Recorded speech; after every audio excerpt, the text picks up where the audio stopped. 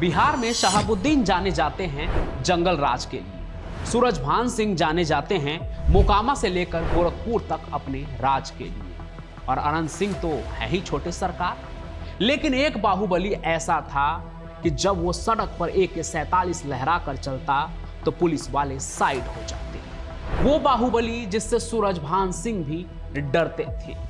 एक ऐसा नाम जिसने मुजफ्फरपुर को बिहार अंडरवर्ल्ड की राजधानी बना दी और लंगट सिंह कॉलेज को अपना अभेद किला, जिसने ताउम्र कभी सुपारी किलिंग नहीं की, लेकिन दोस्त के मौत का बदला लेने के लिए बिहार की धरती को AK-47 से थर्रा दिया। और उसकी गूंज पटना तक ऐसे पहुंची कि खुद लालू प्रसाद यादव भी बोले कि हमें भी दिखाओ कैसा होता है AK-47। तो चलिए शुरू करते हैं कहानी बिहार के उस बाहुबली की जिसने बिहार में पहली बार AK-47 से अपना खौफ जमाया। वो था रंगदारों का रंगदार, बिहार का पहला बाहुबली अशोक सम्राट। अशोक सम्राट का जमाना था। लोग कहते थे अशोक सम्राट अशोक सम्राट। अब भयानक रूप से अपराधियों से ग्रस्त जिला है वो बेगूसराय।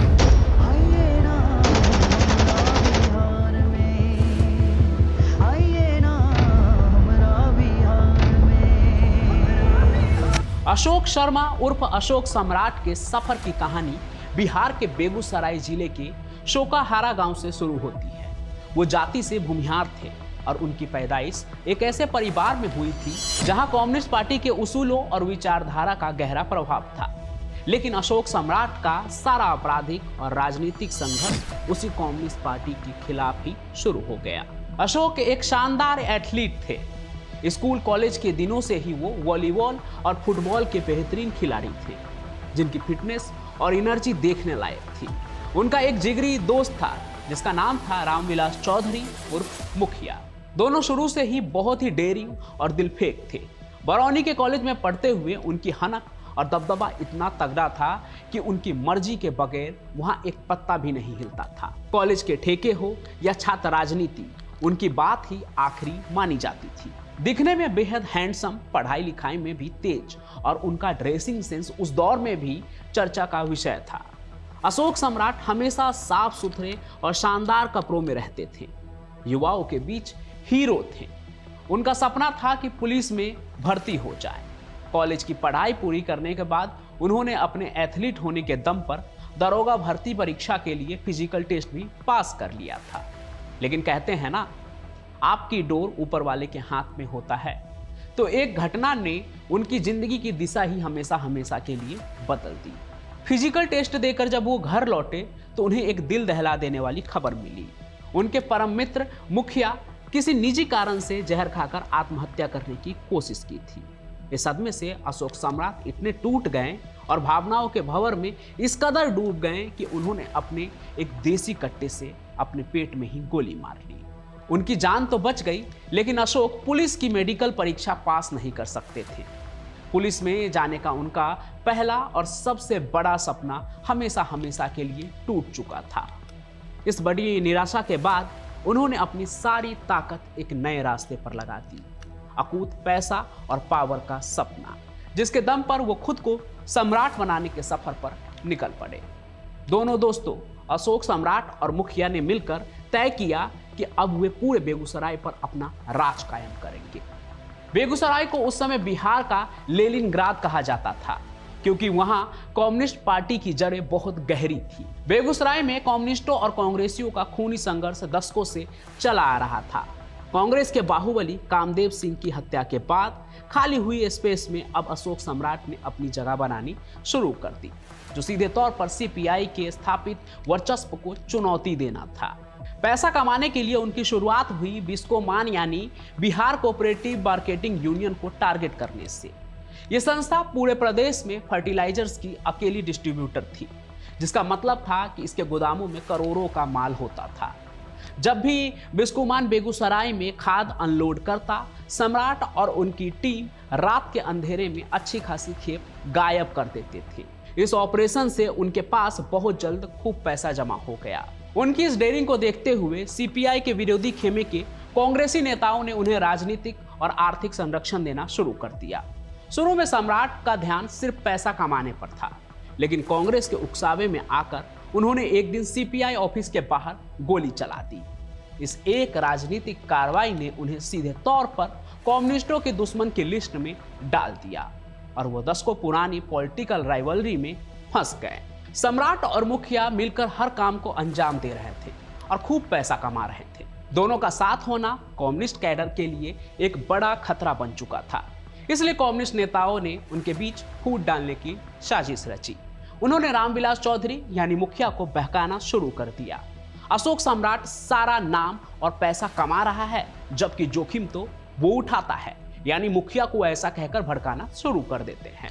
मुखिया धीरे धीरे इन बातों से प्रभावित भी होने लगा और दोनों में पैसे और नाम को लेकर हर बात पर झगड़े होने लगे। आखिरकार एक दिन उन्होंने अलग होने का फैसला कर लिया और कमाए हुए धन का बंटवारा भी किया गया। अलग होते ही मुखिया को खुले तौर पर सीपीआई का हाथ और संरक्षण मिल गया। जिगरी दोस्त अब जानी दुश्मन में बदल गए। फिर दोनों के बीच राइवलरी की पहली सार्वजनिक घटना तब सामने आई जब दोनों के घर में एक ही दिन में शादी थी और बारात भी एक ही रास्ते से आनी थी। फिर इसी मामूली से बात पर ईगो क्लैश छिड़ गया कि पहले किसके घर पर बारात आएगी। हालांकि बारात पहले मुखिया के घर पर आई और अशोक सम्राट अपनी आंखों के सामने खुद को छोटा होते हुए देख रहे थे। इस घटना ने उनकी बची हुई दोस्ती को हमेशा हमेशा के लिए खत्म कर दिया।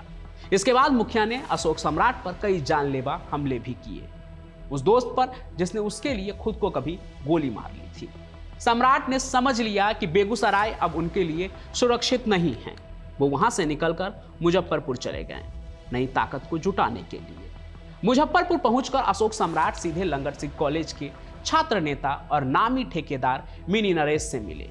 मिनी नरेश जो खुद यूनिवर्सिटी के बिल्डिंग और ब्लॉक बनवाने जैसे बड़े बड़े ठेके पर राज करते थे और रामानंद सिंह की हत्या कर अपनी बादशाहत पहले ही कायम कर चुके थे और वो अशोक सम्राट को अपने छोटे भाई जैसा मानते थे। उन दोनों के बीच कोई छोटा बड़ा नहीं था। दोनों की जोड़ी इतनी दमदार थी कि बेगूसराय के छात्र भी मुजफ्फरपुर में एकजुट हो गए, जिससे उनका मुकाबला कर पाना किसी के लिए भी आसान नहीं रहा। मुजफ्फरपुर की राजनीति में उस दौर में दो बड़े कांग्रेसी नेता थे, ललितेश्वर प्रसाद शाही और रघुनाथ पांडे, जिनकी आपस में बनती नहीं थी।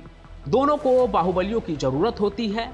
फिर एलपी शाही के बेटे हेमंत शाही ने मिनी नरेश और अशोक सम्राट को राजनीतिक संरक्षण दिया, जबकि रघुनाथ पांडे ने चंदेश्वर सिंह के सिर पर हाथ रख दिया। चंदेश्वर सिंह के गैंग में उस वक्त दो और नामी गैंगस्टर शामिल हुए, छोटन शुक्ला और भुटकुन शुक्ला। चंदेश्वर सिंह और मिनी नरेश की राइवलरी के चलते मुजफ्फरपुर में गैंगवार चरम पर था। मिनी नरेश और अशोक सम्राट के साथ आ जाने से सारे बड़े ठेके उनकी झोली में गिरने लगी और आसपास के जिलों में उनका सिक्का चलने लगा। उनकी मर्जी के बगैर कोई भी टेंडर खुलता ही नहीं था।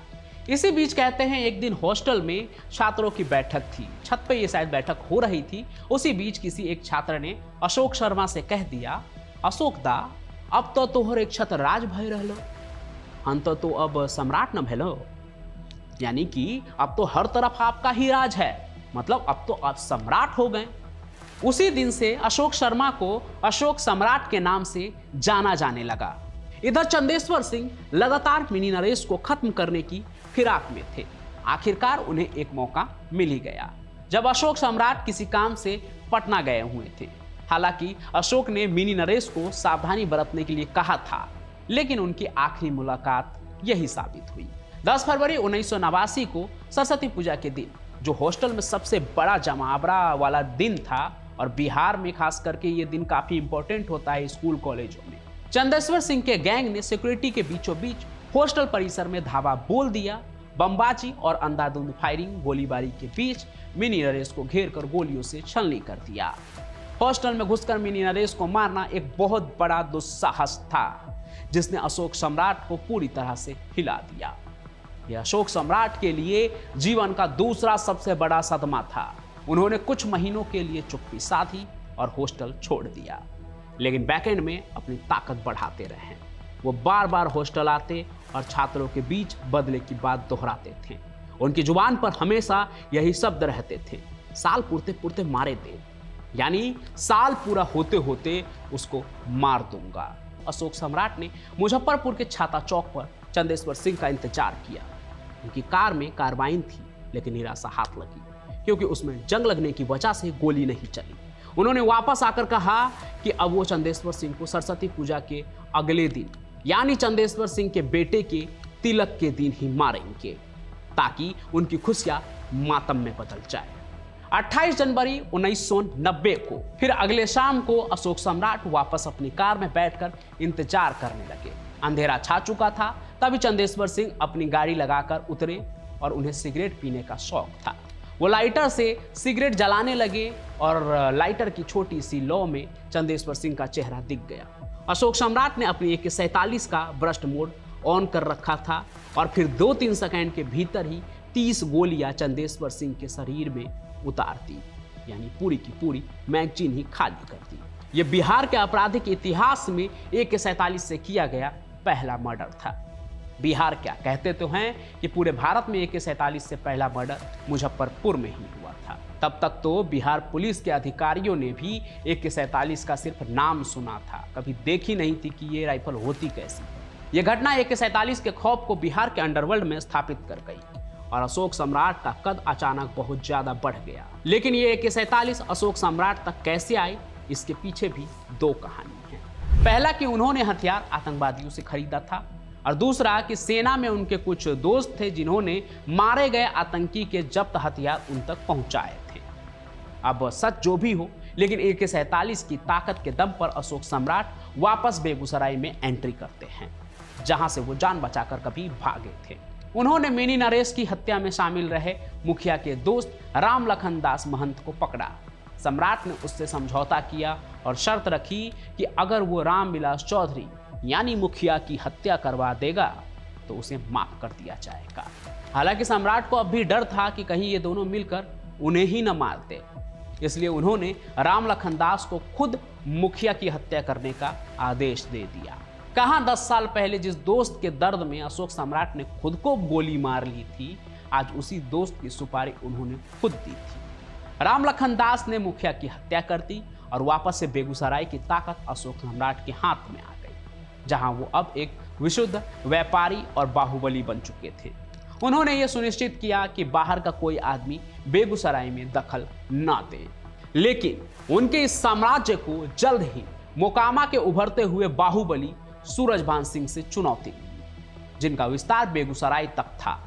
उस दौर में वो रिफाइनरी और रेलवे के ठेके के पैसे का सबसे बड़ा खिलाड़ी थे।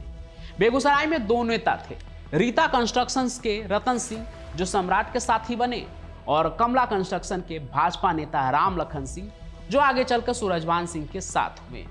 और उन दोनों नेता के बीच ठेके को लेकर अपनी जंग थी सीधे सीधे एक दूसरे से। अशोक सम्राट के दम पर रतन सिंह को सारे ठेके मिलने लगे थे, इसलिए राम लखन सिंह ने मोकामा के सूरजभान सिंह को अपने खेमे में शामिल कर लिया। आगे सूरजभान सिंह के भाई मोती सिंह की हत्या का आरोप भी सम्राट पर ही लगा था, जो इस राइवलरी की जंग में एक प्रतिशोध की भावना को भी जोड़ता था। सम्राट ने तय कर लिया कि वो इस चुनौती को हमेशा हमेशा के लिए खत्म कर देंगे। एक शाम जब सूरजभान सिंह अपने घर से बाहर निकले तो अशोक सम्राट AK-47 के साथ घात लगाकर बैठे थे। उन्होंने गोलियों की बौछार कर दी, मगर तभी बीच में आई एक गाय ने सूरजभान सिंह को बचा लिया। गोलियां गाय और उनके सहयोगी मनोज सिंह पर लगी। सूरजभान सिंह को भी पैरों में गोली लगी, लेकिन वो जिंदा बच गए। इस घटना ने अशोक सम्राट के जिंदा रहने तक सूरजभान सिंह की नींद उड़ा दी थी। कहते हैं कि यह अशोक सम्राट की खासियत थी कि वो बड़ा बड़ा काम भी जो होता था ना, वो खुद करने जाते थे। वो खुद एक बहुत ही माहिर शार्प शूटर थे जो खुद मैदान में कूद कर अपने दुश्मनों को खत्म करते थे। अशोक सम्राट की ताकत इतनी बढ़ गई थी आगे चलकर कि वो जिले में अपनी एक समांतर सरकार चलाते थे, जहां उनकी मर्जी ही बेगूसराय की नियति थी। इस दबदबे को तोड़ने के लिए लालू प्रसाद यादव की जनता दल सरकार ने गुप्तेश्वर पांडे को बेगूसराय का SP बनाकर भेजा।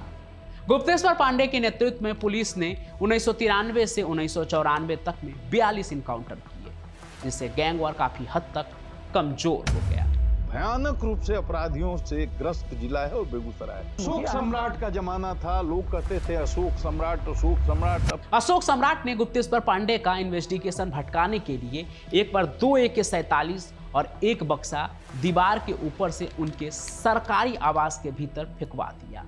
इस हथियार को खुलवाने के लिए पटना से बम निरोधक दस्ता बुलाना पड़ा, लेकिन जब बक्से से AK-47 निकला तो उसको देखने की इच्छा खुद लालू प्रसाद यादव ने भी जताई थी, क्योंकि उन्होंने सिर्फ इसके बारे में सुना था। इधर गुप्तेश्वर पांडे की कार्रवाई इतनी तेज थी कि सम्राट को मजबूरी में अपना ठिकाना बेगूसराय के बाहर ही रखना पड़ा था। इस सब के बीच ठेकों के सिलसिले में अशोक सम्राट का पटना आना जाना लगा रहता था। वहीं एक एग्जीक्यूटिव इंजीनियर की बेटी पर उनकी नजर पड़ती है। कहानी में उसका बदला हुआ नाम आप आरूसी समझिए, जिससे सम्राट को प्यार हो गया। सम्राट का अट्रैक्टिव पर्सनैलिटी और बात करने का लहजा ऐसा था कि आरूसी, जो पटना वुमेन्स कॉलेज में स्टूडेंट थी, वो भी उन पर फिदा हो गई। लेकिन वो सम्राट के आपराधिक इतिहास के बारे में कुछ नहीं जानती थी, पर पिता तो सब जानते थे, इसलिए इंजीनियर साहब इस प्रेम के बिल्कुल खिलाफ थे। हालांकि आरूसी की जिद पर और अशोक सम्राट की चाहत पर बाहुबली आनंद मोहन ने संरक्षक की भूमिका निभाई और पटना से करीब 300 किलोमीटर दूर बांका के गांव में दोनों की शादी करवाई, क्योंकि यह शादी दोनों ही परिवार की मर्जी के खिलाफ हो रही थी। 1994 में हुए उनके रिसेप्शन में बिहार के काफ़ी VVIP लोग भी उस पार्टी में शिरकत किए थे, यानी कि नेता और बड़े बड़े अधिकारी भी, क्योंकि 1995 के चुनाव से पहले उनकी दोस्ती हर बड़े नेता के लिए मजबूरी बन चुकी थी। शादी के बाद पत्नी आरूसी लगातार दबाव बनाती रही कि वो अपराध की दुनिया छोड़ दे। सम्राट को भी एहसास हो गया कि भविष्य में खुद को सुरक्षित रखने के लिए राजनीति ही बेहतर रास्ता है। 1995 के विधानसभा चुनाव में अशोक सम्राट ने मुजफ्फरपुर के कुर्नी विधानसभा सीट से निर्दलीय पर्चा भरा, क्योंकि उन्हें आनंद मोहन की पार्टी बिहार पीपल्स पार्टी से टिकट नहीं मिला। इस क्षेत्र में उनका ससुराल भी था, इसलिए पत्नी आरूसी दिन रात एक करके उनके लिए वोट भी मांग रही थी। इस चुनाव में उनके और बृज बिहारी प्रसाद के संबंध भी खराब हो गए थे, क्योंकि बृज बिहारी नहीं चाहते थे कि सम्राट कुर्नी विधानसभा क्षेत्र से चुनाव लड़े, क्योंकि बृज बिहारी ने वहां छोटन शुक्ला के हत्या के आरोपी ओंकार नाथ को समर्थन दिया था। यह बिहार के सबसे बड़े गैंगवार से जुड़ी कहानी है। शुक्ला ब्रदर्स वाली कहानी में आप इसे डिटेल में समझ सकते हैं। आगे चुनाव हुआ और उसमें जनता दल के बसावन प्रसाद भगत जीते और अशोक सम्राट निर्दलीय होकर भी दूसरे नंबर पर बने रहे, जबकि बृज बिहारी समर्थित ओंकार सिंह को सिर्फ 102 वोट ही मिले। चुनाव हारने के बाद अशोक सम्राट का उनके दोस्त रतन सिंह से विवाद चरम पर पहुंच गया। रतन सिंह, जिसके लिए सम्राट ने ठेके लिए थे, अब कमीशन को लेकर उनके साथ बात बिगड़ने लगी थी। बात इतनी बिगड़ने लगी कि सीधे सीधे उनके बीच चुनौती की लड़ाई आ गई। और सबसे बड़ा बवाल तो तब हुआ जब रतन सिंह ने अशोक सम्राट के ही एक खास आदमी को ट्रेनिंग देकर उसे मिनी सम्राट की उपाधि दे दी, ये कहते हुए अशोक सम्राट को कि वो जब चाहें तो किसी को भी अशोक सम्राट बना सकते हैं। उनके कहने का मतलब ये था कि अगर मैं तुम्हें अशोक सम्राट बना सकता हूं तो किसी और को भी बना सकता हूं। अपनी बादशाहत को बचाने के लिए सम्राट ने रतन सिंह को ही खत्म करने का फैसला कर लिया। 5 मई 1995 को चुनाव नतीजों के एक सप्ताह बाद सम्राट अपनी टीम के साथ रतन सिंह की हत्या करने के लिए सोनपुर गए थे। वो हमेशा अपनी मारुति 800 में चलते थे, जिसमें अपने साथ कुछ खास लोग रखते थे जिन्हें देखकर कभी ऐसा न लगे कि वो कोई अपराधी है। ऐसा वो अपना एक पर्सनालिटी बनाकर चलते थे ताकि रास्ते में पुलिस उन्हें रोके ना, उन्हें संदिग्ध ना समझे। और उसी गाड़ी के डिक्की में उनके हथियार भी थे, जिसमें AK-47 और स्टेनगन जैसे ऑटोमेटिक राइफल छिपा कर रखे हुए थे। मगर रतन सिंह की तलाश में वो अपनी कार छोड़कर ओमनी वैन में सवार हो गए। ऑटोमेटिक हथियार मारुति में ही छूट गए। ये उनकी जिंदगी की सबसे बड़ी और आखिरी भूल साबित हुई। उन्हीं दिनों पटना में हाई प्रोफाइल किडनैपिंग हुई थी, जिससे पुलिस पर भारी दबाव था। मुजफ्फरपुर वैशाली मार्ग पर एनकाउंटर स्पेशलिस्ट शशि भूषण शर्मा के नेतृत्व में नाकेबंदी चल रही थी। जंदाहा रोड पर उनकी ओमनी वैन को रोका गया तो सम्राट के साथियों ने घबरा कर गाड़ी भगा दी, जो आगे जाकर टकरा गई। हथियार न होने के कारण सम्राट और उनके साथी खेतों के रास्ते भागने लगे। फिल्मी स्टाइल में शशि भूषण शर्मा ने भी उनका पीछा करना शुरू कर दिया। कई किलोमीटर तक उनके बीच में ये भागदौड़ चलती रही, लेकिन वो रुके नहीं और इसके बाद शशि भूषण शर्मा को एक आइडिया आया और उन्होंने डकैत डकैत चिल्लाना शुरू कर दिया, क्योंकि उन दिनों बिहार में डकैती खूब होती थी, गांव वाले परेशान रहते थे। ऐसे में डकैत का नाम सुनकर स्थानीय लोगों का गुस्सा भड़के और वो पुलिस की मदद करे, क्योंकि पुलिस अगर पीछे भाग रही है तो गांव वाले पकड़ सकते हैं, ऐसा उन्हें लगा। और ये चीज़ जो है शशि भूषण शर्मा का जो ये स्ट्रेटजी है ये काम भी आया। भागते भागते ये हुआ कि पुलिस के साथ साथ गांव वालों से भी भागते भागते अशोक सम्राट और उनके साथी अपने ससुराल वाले गांव दिग से कुछ ही दूरी पर थे, लेकिन उन्हें पता नहीं था कि ये उनके ससुराल का गांव है और वो गलती से किसी और गांव में निकल गए। अगर वो अपने ससुराल वाले गांव में पहुंच जाते जो भूमियारों का गांव था तो वहां पर उनको आराम से संरक्षण मिल जाता और कोई कुछ नहीं बिगाड़ पाता।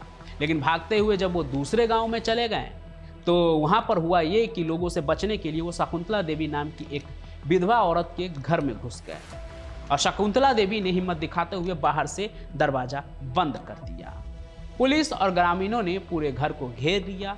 कहा जाता है कि ग्रामीण ने गुस्से में आकर कि डकैत को तो मार ही देंगे और उन्होंने उस झोपड़ी में आग लगा दी। अशोक सम्राट और उनके साथी आग से बचने के लिए बाहर निकले। इसी बीच पुलिस ने हमला बोल दिया और वहां मौजूद गांव वालों ने भी उन्हें मारना शुरू कर दिया। इसके बाद तो कहते हैं कि उन्हें इतना पीटा गया, गांव वालों ने इतना पीट दिया कि पहचानना मुश्किल हो गया था। कुछ दिनों तक तो पुलिस को भी पता नहीं था कि उन्होंने जिसे मारा है वो था कौन। धीरे धीरे इन्वेस्टिगेशन में ये बात सामने आई और जब शव की पहचान हुई तो पता चला। और कैसे पता चला? जो अशोक सम्राट ने खुद को गोली मार ली थी उस गोली के निशान से पता चला कि ये अशोक सम्राट हैं। इस तरह से बिहार की आपराधिक दुनिया में अशोक सम्राट की बादशाहत खत्म हुई।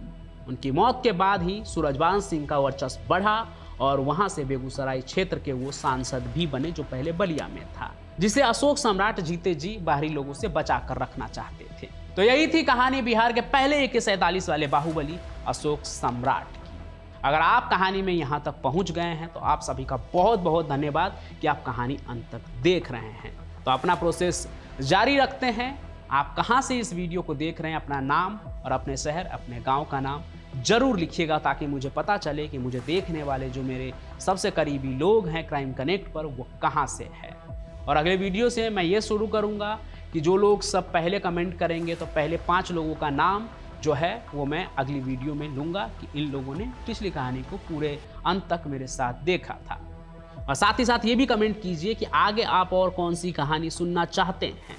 आगे मैं पंचम प्रकाश अपनी कहानियों के साथ यूं ही हाजिर होता रहूँगा। तब तक के लिए आप सभी का बहुत बहुत धन्यवाद। जय हिंद, जय भारत, जय बिहार।